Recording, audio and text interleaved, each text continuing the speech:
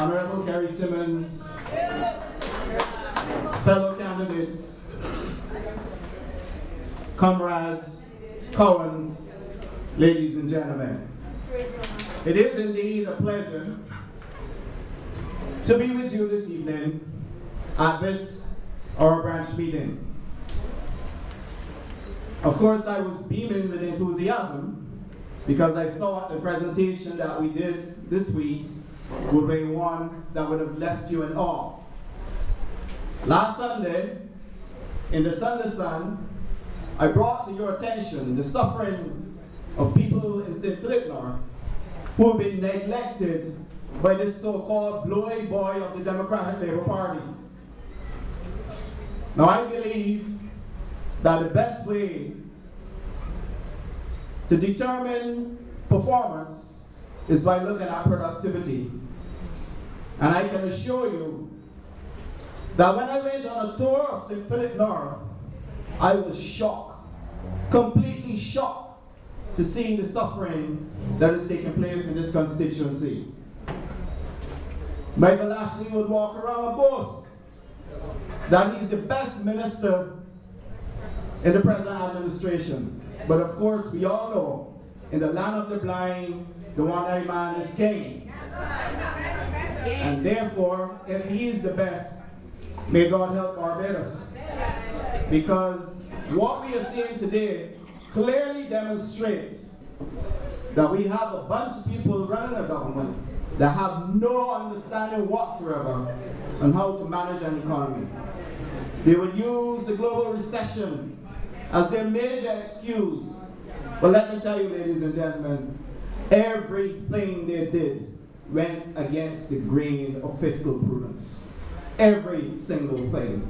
To slow down an economy when an economy is booming, one seeks to increase taxation. Would you believe when these guys needed to stimulate an economy, they went and they increased taxation on the people of Barbados? I can give you a whole slew of measures that came from the Democratic Labour Party that further eroded any chances of this economy recovering. We had a Minister of Finance, the late David Thompson, that said to us, he pushed his hand in the air and he said, as Minister of Finance, I know nothing about finance, so let me say to you, Barbados is an economy, is a society, not just an economy. That is an admission that I cannot speak to you on fiscal matters, and therefore I will focus on social matters. They told Michael Ashley is some kind of king, and I went into the heart of the constituency where he gets most of his support. And would you believe the constituents there are so annoyed with Michael Ashley that they were prepared to give their stories to the press. And we had them last Sunday in the Sunday Sun. But ladies and gentlemen, there's more. I decided that I would take a tour of the entire constituency after he invited to take me on one and never came forward. I met with the boys on the blocks. The boys on the blocks told me they are finished with the man because he made too many promises that he cannot keep. They said they were fooled, they were misled into believing that he was a savior for St. Philip North. I went to the homes, and the parents are also complaining. They say some of them can hardly afford to buy groceries monthly. They said they were led to believe that they will be given jobs, and each and every time they call, they cannot get through because he neither answers his phone, neither does he return calls. And these are the facts.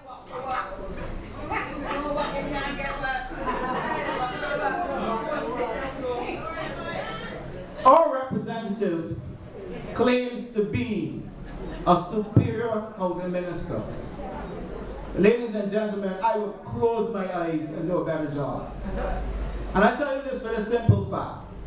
If you're going to succeed as a minister in government, you cannot just run in willy-nilly and decide that because we say so, this is how we can do this and therefore go ahead. Let's look at the Ministry of Housing. The Barbados Labour Party made 100% mortgages available to people of Barbados. That was done simply because the Barbados Labour Party wanted to create an environment where people would build their own houses, and all we needed to provide was the sites and services so that people can get access to land and they will be able to go and get a mortgage and build their own houses. It was easy for Michael Ashley to criticize and say his administration would build 500 houses for people of Barbados. But you know what? A very simple procedure, a needs analysis, clearly was not done. If you do a needs analysis, the first thing you're going to do is look at the demographic profile of all the applicants you have. It is then and only then that you can determine the housing solutions for the people of Barbados. But when you come with this shotgun approach, and you decide that you're going to build houses all across Barbados, and you don't know for whom you're building, then you will get what we currently have. Houses being built and occupied by bush. Because the people in Barbados cannot afford to purchase those houses, and clearly they are only attractive to people in the lower income group. But the people in the lower income group don't qualify for the mortgage. The person that would in fact qualify for the mortgage is the person that wants the site and services. Because they want to go to the regular draftsman or architect, they get the house designed to suit what they want. This is Barbadian culture. And then you go ahead and you come back to the community, and if there's a mason in your community, he can find a piece of work. If there's a laborer, the laborer would find a piece of work. If there's a carpenter, the carpenter would find work. The joiner would find work. What we currently have now is the economic disenfranchisement of all of those people across Barbados simply because masons can't find work, carpenters can't find work, joiners can't find work, and Michael Ashley is touted to be a king. And if he is the king, may God help us, because we are in serious trouble. But I take your analysis further. If you continue in the present form, then what you're saying to Barbados is that you don't mind taking the person who owns businesses making concrete blocks out of business. And that's a simple fact. Because if the whole construction industry is now going to be mechanized to the extent that you're going to get houses being built by slabs, then how would a fellow that had a business making concrete blocks survive in this country? Clearly, he must be threatened. And the risk involved for that businessman leads to further economic disenfranchisement of our people. And remember, the people that own those businesses are people like you and me. And that speaks to the core of the problem. Now, had he done a needs analysis, what we would have had is a careful planning. You can pause that until I'm finished. You would have had a careful planning of what was supposed to take place in housing.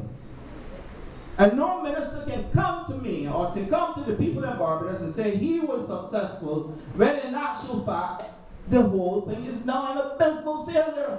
People are not buying our Coverley because you know if you go to Coverley, your private business is going to be a neighbor's business. That's right. And if you're a man like me, there's certain things that you might want to say and do in your house that you're going to be perhaps going to leave home and do them and then come back. And that cannot be fair after you've made the investment.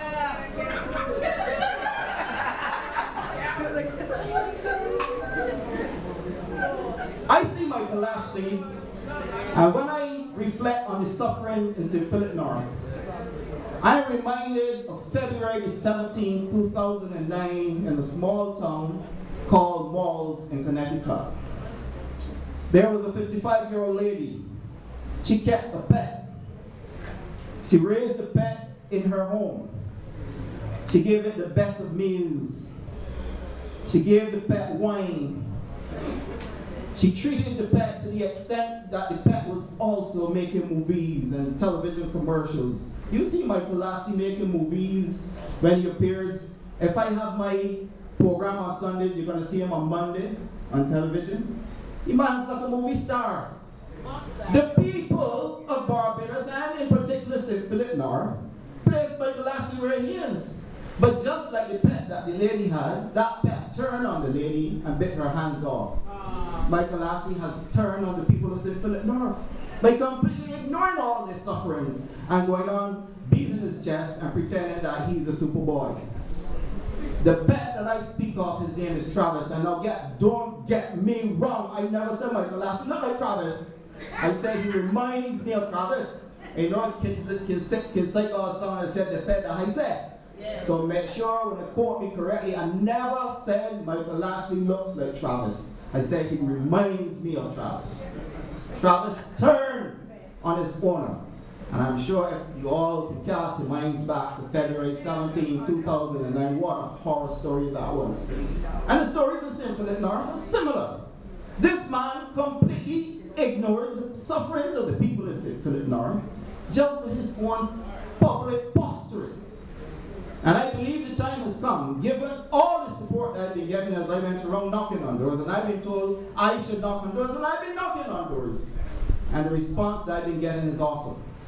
But I'm not like some people who's going to sit down and predict an election outcome. I'm not like that. What I'll tell you, every single box starts empty. That's right. That's right. Every one. I can't think of one that starts with a vote. And we all have to work to get them filled. I stand before you today with all the sincerity that I can muster. I do not need to get into this to trick people. I do not need to get into this to give people false hope, shattered dreams. I'm in this because I've been asked to serve. I never went forward and put up my hand and say I want to get involved in politics and I want to run for St. Philip North. But every morning when I stop to pick up people at the bus stop, something that I'm accustomed doing, people will say to me, why don't you come and help us? You have done so well as a businessman. I would like you to come and help us. You reached a point where you got tired of saying no. So that when I was approached by the St. Philip North branch, it was at that time that I felt comfortable in my mind, after discussing it with my family, that I will come and serve the people of St. Philip North. Comrades, we have work to do. We do not have time to waste. We have to dispose of, sorry, I almost said Travis, of Michael Ashley. And therefore I say to you all, let us get together. Let us start the process now. Our political leader came all the way to St. Philip North to give us his support. Ladies and gentlemen, I think that's a long way to come to demonstrate to Barbados that we are serious about business. And therefore I say to you all, I will continue to work. I will continue to put my foot forward. I have already changed guard. I am not a traditional politician. Let me make that absolutely clear. I am here for the re-engineering process. I am here to see the transformation of governance in this country. I am here to see that we bring about efficiency in government. And therefore I say to you, I am here to make sure the people of St. Philip North, who you will see later on my presentation, see a better life. I want to leave you with the words of the late Sir Winston Churchill. And these words have been used so many times. Never give in. Never give in. Never, never, never, never. In nothing great or small, large or petty. Never give in except to convictions of honor and good sense. I thank you. All you labor warriors come. Roll call. Now let me go. Down, we can let them down. Down, we can let them down. Them